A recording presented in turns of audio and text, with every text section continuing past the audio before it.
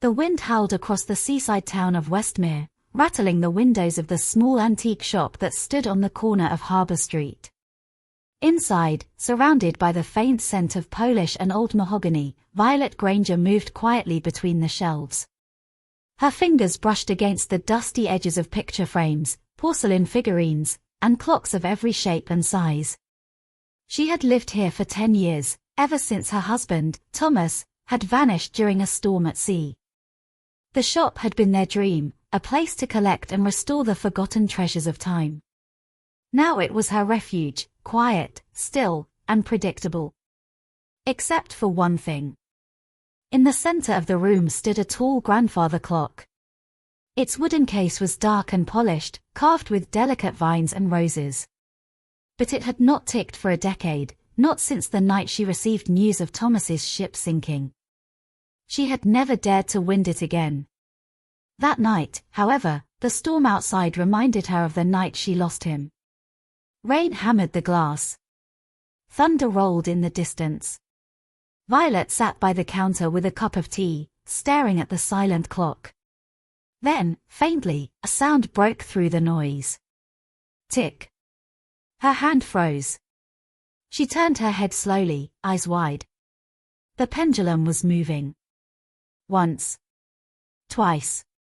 A steady rhythm. Tick. Tock. Tick. Tock. The teacup slipped from her hand, shattering on the floor. The clock's hands began to move, backwards. She rose from her chair, breath shallow, heart pounding against her ribs. The sound grew louder, echoing across the shop, as though the clock was waking from a long sleep. Violet reached out to touch the glass door of the clock, her fingers trembling. Inside, the reflection of her face shimmered in the pendulum's brass curve. For a moment, she thought she saw someone else standing beside her, a man's silhouette, blurred but unmistakable. The light flickered. And when she looked again, the reflection was gone. Then the clock struck once. The chime was low and hollow, not quite right. Violet took a step back, staring as the hands continued spinning backwards until they stopped at 11:47. The exact time the harbour master had told her the ship went down. She pressed her hand against her mouth, a cold dread spreading through her chest. And then, from upstairs, the part of the building she hadn't entered in years, came the sound of slow, deliberate footsteps. For a long moment, Violet could not move.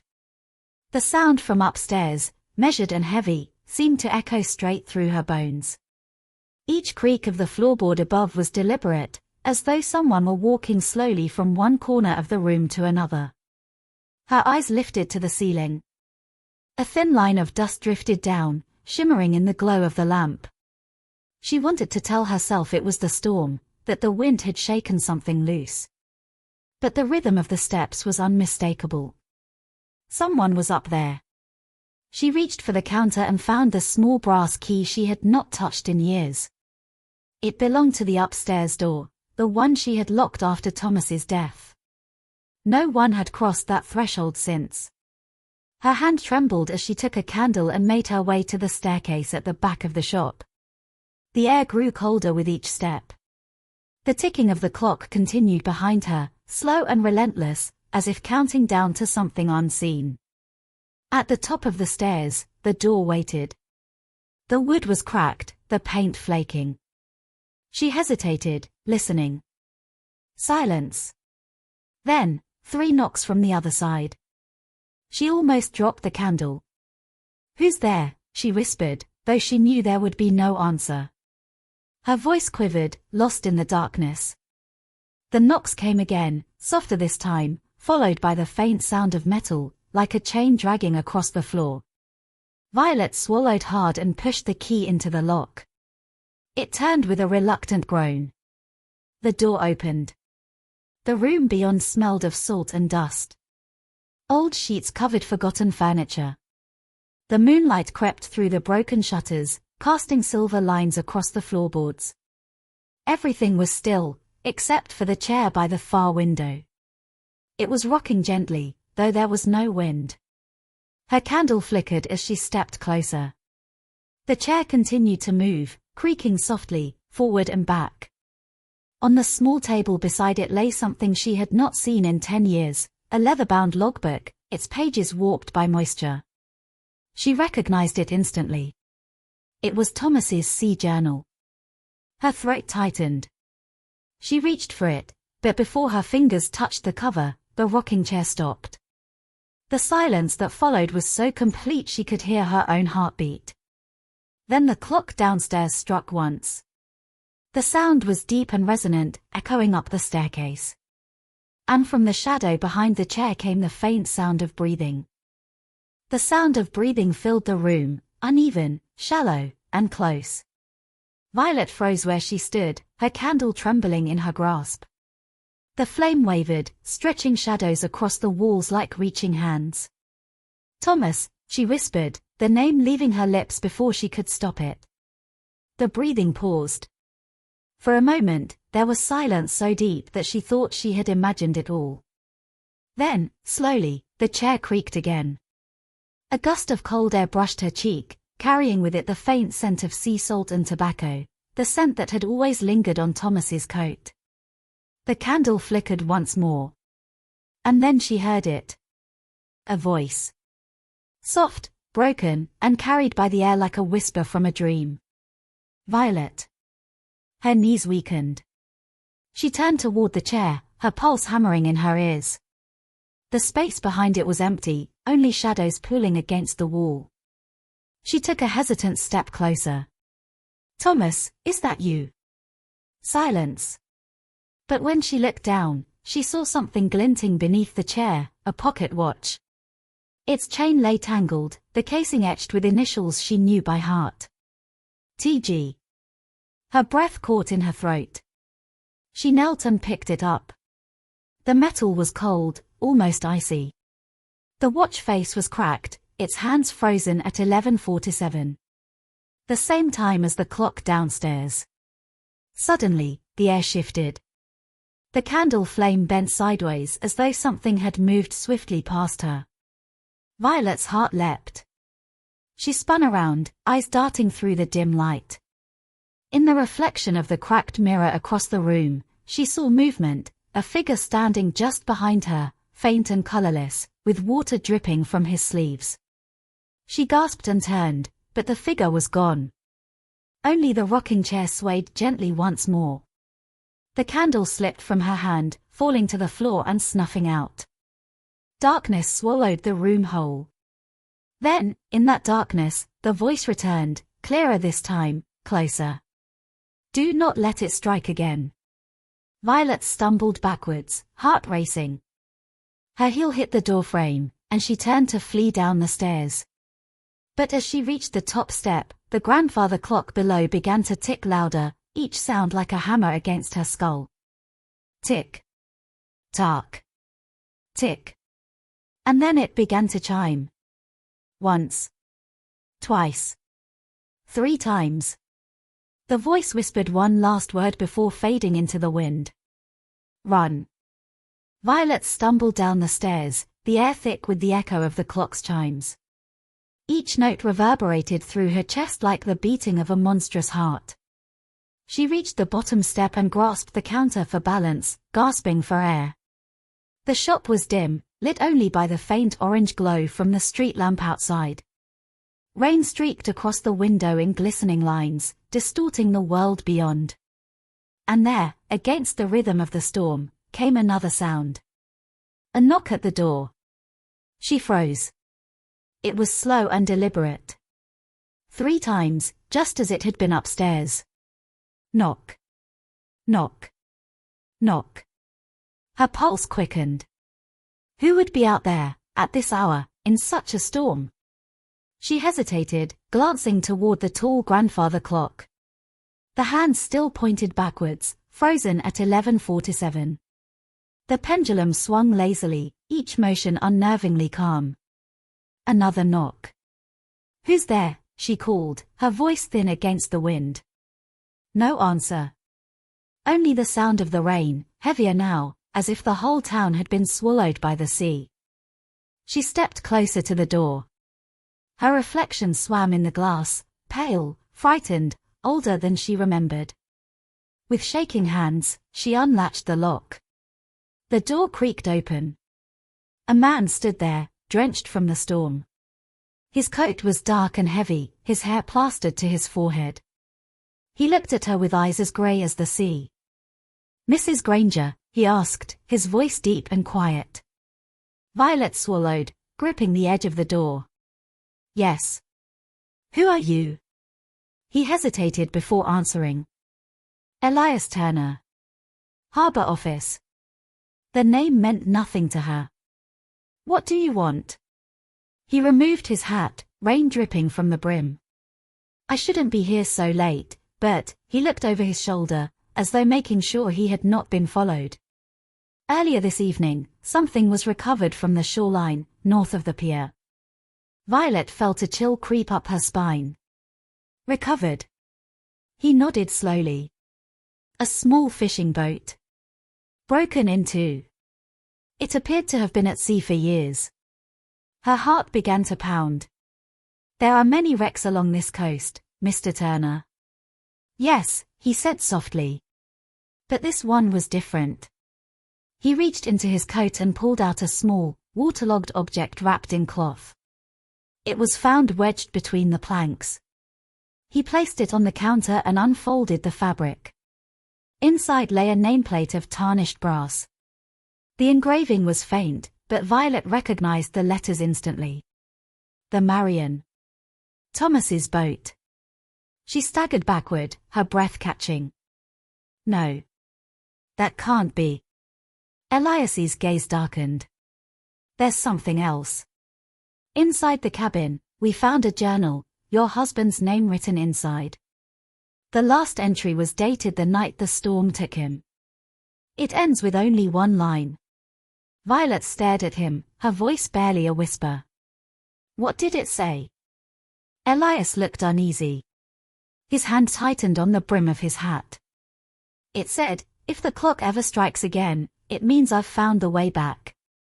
A thunderclap split the sky, shaking the windows. The grandfather clock began to tick faster, louder, its pendulum swinging violently. And then, without warning, the door behind Elias slammed shut on its own. The next morning arrived under a pale and colorless sky. The mist still clung to the windows of the cottage, and Clara could not shake the weight of what she had seen the night before. The thought of the footprints outside and the soft crying that had drifted from the woods would not leave her mind. By mid-morning, she decided to venture into the attic again. Perhaps there was some logical explanation she had missed.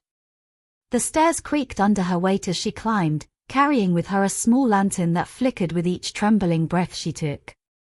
The attic smelled of dust and old paper. Cobwebs hung like lace from the rafters. Clara slowly moved the lantern light across the room until it caught on something new, something that had not been there before. A single chair stood near the window, and upon it, a porcelain doll with one cracked cheek. Its glass eyes glimmered in the dim light. Her heart thudded painfully. She had packed that very doll in a box months ago, sealed it, and left it in the cellar. It should not have been here. She whispered into the cold air, "Who moved you?" A sudden creak echoed behind her. Clara spun around, her lantern trembling in her grasp.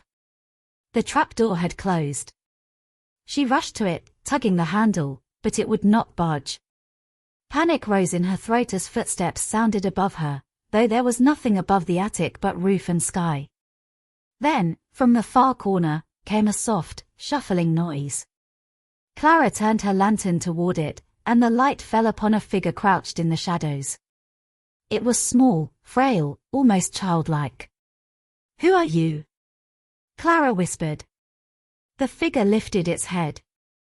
For a heartbeat, she saw a pale face, hollow-eyed, with hair that hung in tangled curls. And then, just as the lantern sputtered, the child smiled. The flame went out. In the suffocating darkness, Clara heard the faintest voice, calm and close to her ear. "You came back, Mother." She screamed, but the sound never left her lips.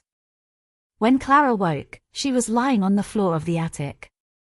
Her lantern had gone cold beside her, and a thin layer of frost coated the boards. She pushed herself upright, her body trembling with the chill that had seeped into her bones. The doll was gone. So was the chair. The trapdoor above her creaked open on its own, spilling pale morning light down the steps. She hesitated for a long moment before climbing down, every muscle in her body aching. When she reached the landing, she realized her hands were streaked with something dark. Dried mud, or was it something else? She washed her hands in the sink, the water running rusty at first. As she bent closer, she caught sight of something etched faintly into the wood beneath the basin. Letters, barely visible beneath years of grime. She wiped at them with the cloth until the name appeared clearly. Eliza. Her breath caught. That was her sister's name.